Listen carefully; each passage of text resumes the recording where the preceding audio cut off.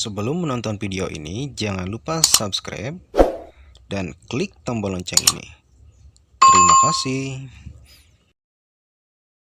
Halo, Assalamualaikum warahmatullahi wabarakatuh. Selamat pagi anak-anak, semoga kita senantiasa diberikan kesehatan. Tetap semangat dalam pembelajaran daring. Bertemu lagi dengan kelas bahasa bersama Pak Asep Muhyiddin. Materi hari ini yaitu menyajikan puisi rakyat secara lisan dan tulisan.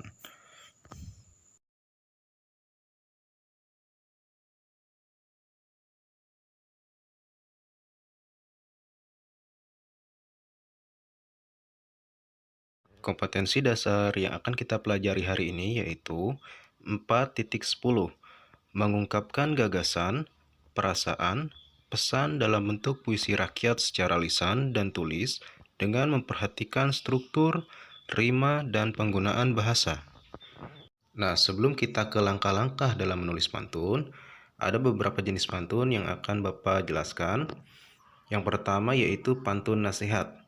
Pantun nasihat bertujuan menyampaikan pesan moral, mengajak, dan berbuat baik. Yang kedua yaitu pantun jenaka. Pantun jenaka, pantun yang menghibur, biasanya berupa sindiran. Yang ketiga, pantun teka-teki. Pantun teka-teki diakhiri pertanyaan pada larik terakhir. Yang keempat, pantun cinta. Pantun cinta adalah ungkapan cinta, asmara, yang romantis. Kemudian yang kelima, pantun agama, yaitu pesan moral yang spesifik diselipkan dalam ajaran agama tertentu. Selanjutnya, langkah-langkah menulis pantun. Ada beberapa hal yang harus diperhatikan dalam menulis pantun. Yang pertama, yaitu menentukan ide yang akan disampaikan. Yang kedua, menata ide menjadi dua larik dengan bunyi akhiran yang berbeda, yaitu ada larik pertama dan kedua disebut dengan sampiran, larik ketiga dan keempat disebut dengan isi. Yang ketiga, memilih kosakata yang akhiran dengan bunyi seperti dua larik. Yang keempat, membuat larik sampiran dari benda atau kondisi yang tidak berkaitan langsung dengan isi. Yang kelima, menata kembali kalimat atau larik dengan rima dan kosakata yang berima sama. Dan yang keenam, menata pantun secara logis. Nah, ini ada contoh pantunnya. Baris pertama dan baris 2 kita hilangkan dulu. Kita buat dulu baris ketiga dan keempat. Yaitu kalau hidup bekerja keras, kelak hidupnya menjadi sukses. Nah, kita lihat. Kosakata dengan bunyi akhiran sama secara utuh. Akhiran kata dari keras.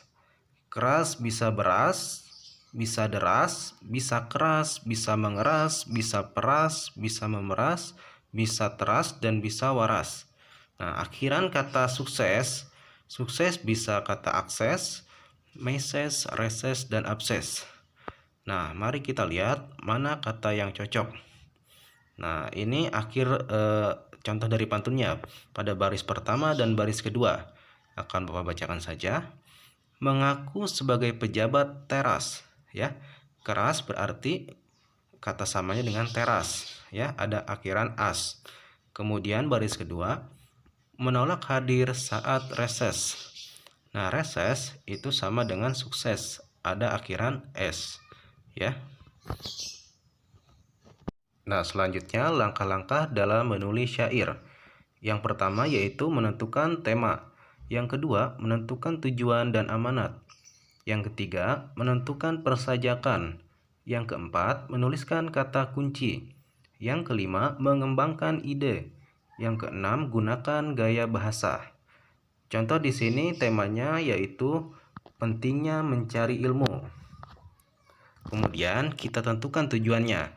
Tujuannya yaitu menyadarkan manusia akan pentingnya mencari ilmu.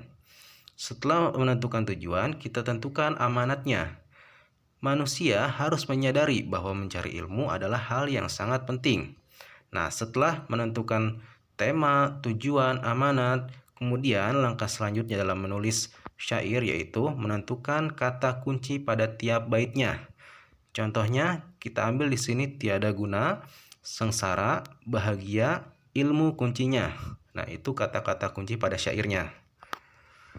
Nah, ini adalah hasil akhir syairnya tentang mencari ilmu. Bapak akan bacakan saja. Kesana kemari tiada guna, sengsara dunia karena bodohnya. Jika ingin hidup bahagia, menggenggam ilmu adalah kuncinya.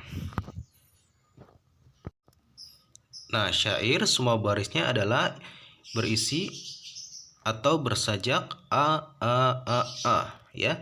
Jadi kalau tadi pantun itu a b, syair itu a. Setiap isi atau sajaknya itu sama ya di belakangnya. Selanjutnya yaitu langkah-langkah menulis gurindam. Yang pertama yaitu tentukan ide yang akan disampaikan. Yang kedua, menata ide. Yang ketiga, memilih kosakata. Yang keempat, memilih larik. Yang kelima, menata kembali kalimat larik. Dan yang keenam, menata gurindam secara logis.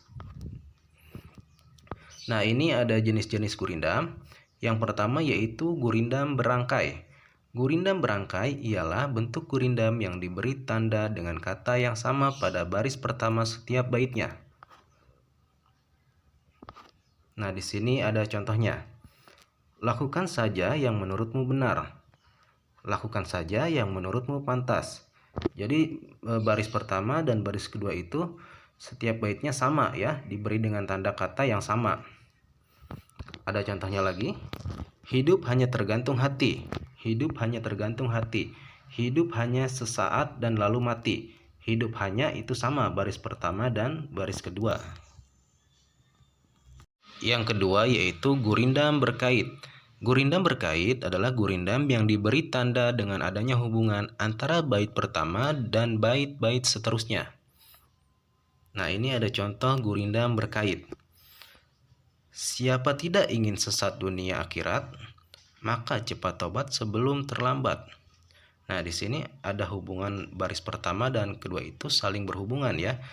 Siapa tidak ingin sesat dunia akhirat, maka kita harus bertobat sebelum terlambat. Nah, ini ada contohnya lagi. Namun siapa yang lekas bertobat sebelum kiamat, maka dapatlah itu yang dinamakan selamat. Ya, di sini juga baris pertama dan kedua itu berkaitan. Ya, kalau kita ingin lepas dari kiamat, maka kita harus bertobat agar kita selamat. Ya, jadi akhiran gurindam itu harus sama, rumusnya A B B. Di sini akhirannya yaitu T T T T. Terdapat dua baris ya kalau gurindam itu. Tugas minggu ini yaitu menulis dan menyajikan pantun atau syair atau gurindam. Kalian pilih salah satu ya dengan tema bebas. Kemudian setelah kalian tulis di kertas HPS, kemudian foto dikirim ke classroom. Lalu secara lisannya kalian buat video, baik itu tentang pantun, syair atau gurindam ya. Kalian berbicara atau membuat pantun yang telah kalian buat, kalian omongkan atau berbicara ya di video tersebut. Baik itu pantun, syair atau gurindam, pilih salah satu. Kemudian videonya kirim via WA Bapak ya. Semangat, ini tugas harian, jadi kalian harus mengerjakan semuanya ya. Jangan lupa tugasnya dikasih nama dan kelas. Videonya Bapak tunggu ya. Terima kasih. Wabillahi taufiq wal hidayah. Wassalamualaikum warahmatullahi wabarakatuh.